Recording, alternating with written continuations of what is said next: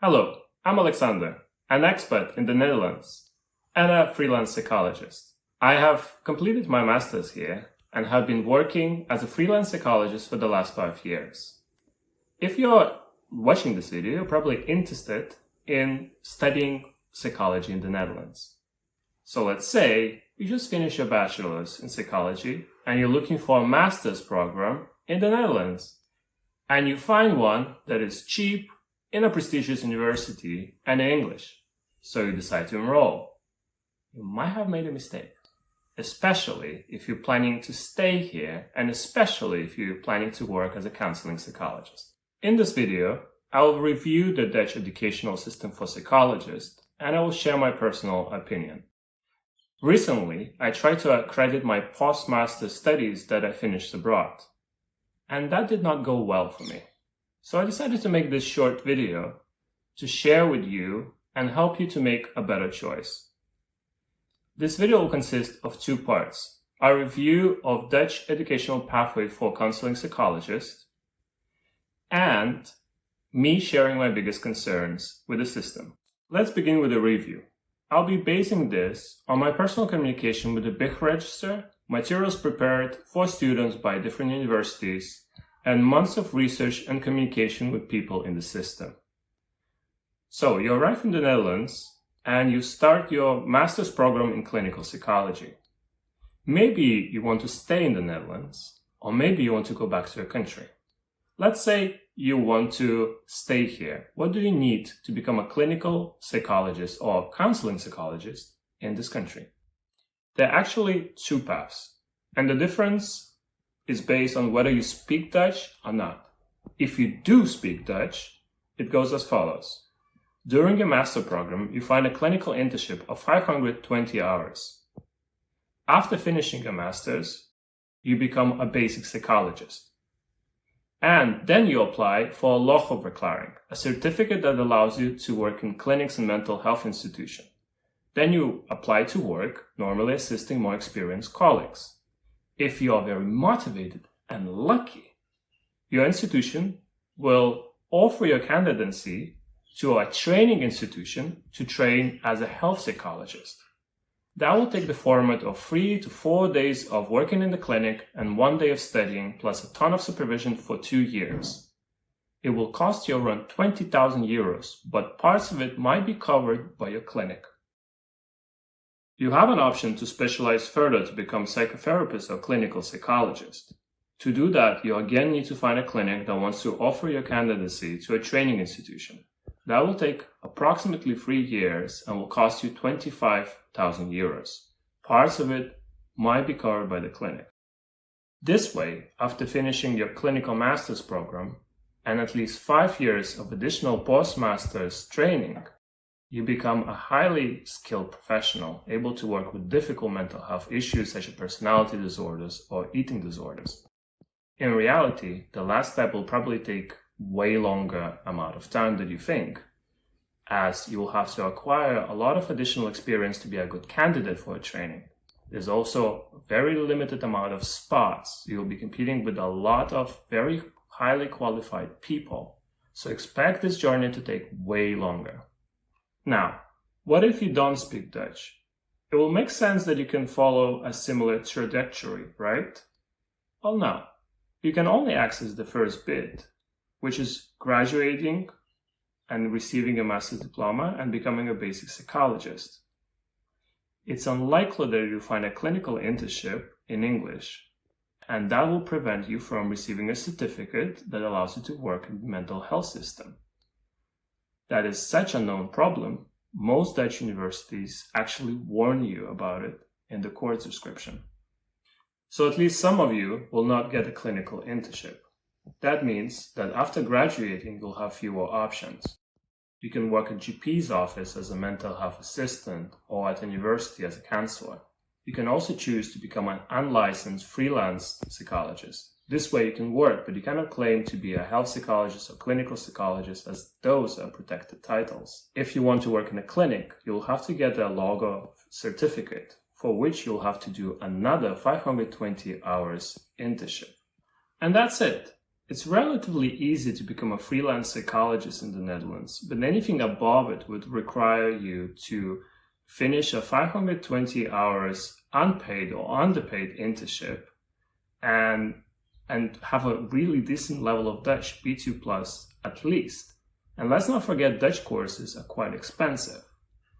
Well, you might say, at least I can practice freely as long as I call myself a counselor or a psychologist or a therapist. That is true.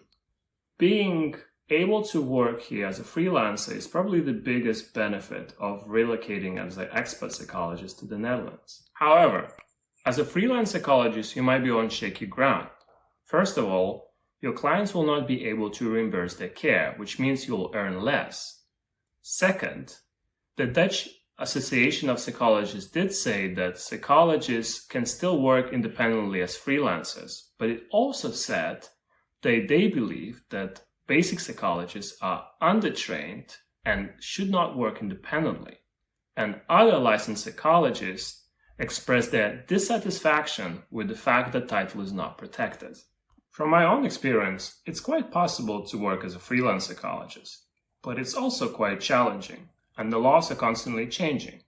The way the system is set up, it poses a lot of challenges for Dutch-speaking psychologists, but especially for internationals. I'll try to summarize my problem with the system by comparing it to a honey trap. As a honey trap, the Dutch system is quite inviting from the outside, but once you're in it, you're put in this weird situation that is hard to get out of, but it also gets worse over time. The Netherlands advertises itself, or at least used to advertise itself, as an open and friendly country. You can get away with English in most day-to-day situations, which is true. The Dutch are very open and ready to help you if you struggle to explain yourself. The mental health system is quite different. It clearly differentiates, as you have seen, between people who speak Dutch and who don't. And this creates this weird situation in which you might study in English, might talk about your career in English, might even work in English.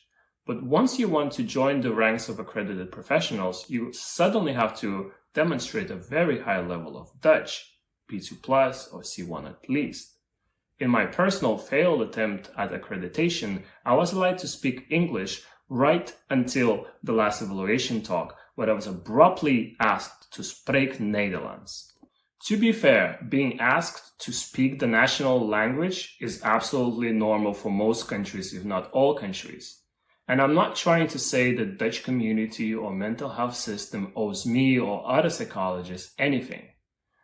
But there is little to no warning for internationals before graduating and facing this reality. So this change can catch you off guard. So while Dutch universities are inviting a lot of international students to study psychology, it will be close to impossible to integrate these people into the system. You fail the moment you arrive without knowing the language, as you will not learn Dutch quick enough to find the right internship. Without it, it will be very hard to find a spot in a clinic, which will prevent you from accessing further education. One route that you're left with is to go back to your country. This will require you to accredit the Dutch diploma, and that might fail in a number of countries. Or you can compete for a limited amount of spots in English-speaking practices that will also want to accept you without the Logos certificate, which will be very hard. Finally, it's not a surprise really that a lot of young professionals try to open their own practice, a move that is then criticized by licensed psychologists. Now, you may think, what if I study psychotherapy outside of the Netherlands and then try to accredit that? Well, that's easier said than done. Just by studying outside and trying to accredit, you might not have an easier time. Personally, I finished a 4-year, 4,000-hour cognitive behavioral therapy program abroad. But my application was rejected on the grounds that it was not practical enough. It didn't combine working in the same clinic and studying, as I was working privately while still receiving supervision. Even if you manage to pass this step, you still need a very high level of Dutch, B2+, and that's hard to get. So, what to do? On a personal level, really think about how and where you want to work after your studies. If you want to come Only for the masters, make sure to check the requirements, the accreditation requirements in your home country. In some cases, it might be easier to study in your home country than get stuck with the accreditation when you return. In case you do want to stay in the Netherlands, decide if you're prepared to take on the system. Are you ready to compete fiercely for a limited amount of spots? Do you have enough support or experience to start your own practice?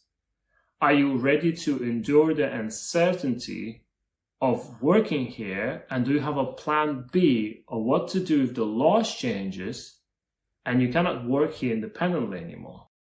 It will also depend on your level of privilege. Do you have enough savings to spend half a year in underpaid or unpaid internship? Can you afford $20,000 to become a health psychologist? Can you afford $25,000 to become a psychotherapist or clinical psychologist? As one psychologist put it, psychology is rich boys club, inaccessible to many. So, what can be done on a structural level? As individuals, probably not much.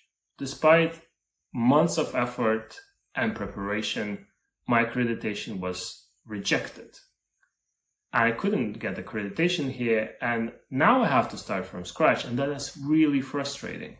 But on a community level, I believe it might be useful for expert psychologists to come together to make our voices heard and our presence visible, or at least make the local system recognize our needs, and not to threaten us that we can still work here.